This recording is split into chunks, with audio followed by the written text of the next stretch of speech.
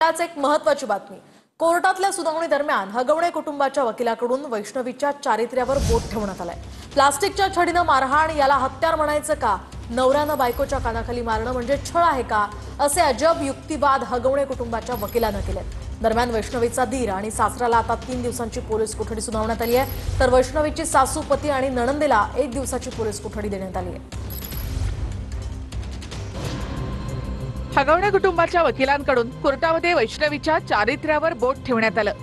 हगवणे कुटुंबियांच्या वकिलांनी कोर्टामध्ये काय युक्तिवाद केला ते आपण पाहूया।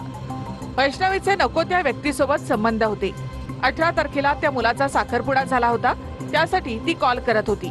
वैष्णवीला समोरच्या व्यक्तीने नकार दिला असेल म्हणून तिने आत्महत्या केली असेल। वैष्णवीची प्रवृत्ती ही आत्महत्या करण्याची होती। वैष्णवीने अनेकदा आत्महत्येचा प्रयत्न केला होता। एकदा उंदीर मारण्याचं औषध खाऊन आणि एकदा गाडीतून उडी मारून तिने आत्महत्येचा प्रयत्न केला होता। नवऱ्यानं बायकोच्या कानाखाली मारणं म्हणजे छळ आहे का? प्लास्टिकची छडी म्हणजे हत्यार आहे का? हगवणे कुटुंबाकडे 5 कोटींच्या गाड्या आहेत। ते कुटुंब 40 लाखांच्या फॉर्च्युनरसाठी छळ करेल का? हगवणे कुटुंबाचं सोनं घरच्या व्यवसायासाठी गहाण ठेवलंय। सोन्याच्या दागिन्यांविषयी माध्यमांमध्ये चुकीचं सांगितलं जात आहे। निलेश चव्हाण हा आरोपी नाही, त्यानं बाळ सांभाळण्याचं धाडस दाखवलं। वैष्णवीच्या कुटुंबियांच्या वकिलांनी सुद्धा यानंतर कोर्टामध्ये युक्तिवाद केला। तो युक्तिवाद सुद्धा आपण पाहूया। वैष्णवीचं चॅट असेल तर ते कोर्टामध्ये का दिलं नाही? वैष्णवीच्या शरीरावर जखमा दिसल्या आहेत, त्याचा तपास करायचा आहे। आरोपीचा मोबाईल हस्तगत करायचा आहे, त्यामध्ये शूटिंग असण्याची शक्यता आहे। निलेश चव्हाण अजूनही फरार आहे, त्याचा तपास करायचा आहे।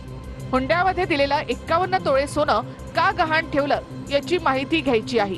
वैष्णवीला मारहाण केलेली हत्यारं हस्तगत करायची आहेत। वैष्णवीचा दीर आणि सासरा यांना न्यायालयानं 3 दिवसांची पोलीस कोठडी दिली आहे, तर वैष्णवीची सासू, पती आणि नणंद यांना 1 दिवसाची पोलीस कोठडी सुनावण्यात आली आहे।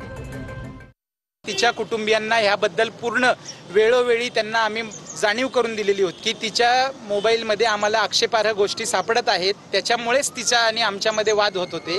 ह्याबद्दल त्यांना आम्ही जाणीव करून दिलेली होती। तिच्या आईवडिलांनी ते मोबाईल तिच्याकडनं काढून घेतलेले होते।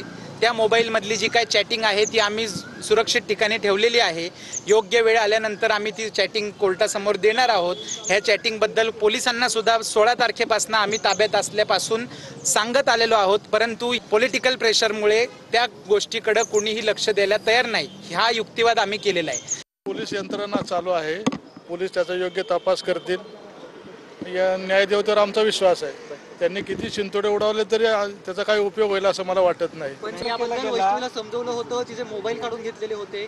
अजिबात असा काही प्रकार झालेला नाही। तिचा मोबाईल कधी काढलेला नाही। त्यांनी काढून घेतला असलं तर आम्हाला माहित नाही।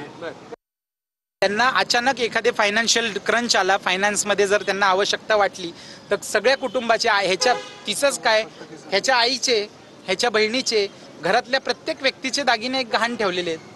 आणि तिची जर तक्रार असती दागिने गहाण ठेवण्याबद्दलची तर FIR मध्ये आली असती। 2023ला लग्न झाले, 23 नंतर वैष्णवीच्या नावावरची प्रॉपर्टी तिच्या घरच्यांनी विकली आहे।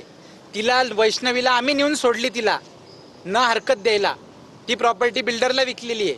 मग हुंड्यामध्ये इंटरेस्ट असणारी फॅमिली अशा पद्धतीने तिच्या प्रॉपर्टीला नो ऑब्जेक्शन द्यायला लावेल का त्या मुलीला? त्यांनी ज्या अनाठाई मागण्या केल्या होत्या याकरता आम्हाला एक बिल्डर गाठून त्याच्याकडून ॲडव्हान्स पैसे उचलावे लागले। बिफोर डॉक्युमेंट आम्ही त्यांच्याकडून पैसे उचलले आणि मग त्याच्याकरता आम्हाला आमची जमीन त्याला लिहून द्यावी लागली।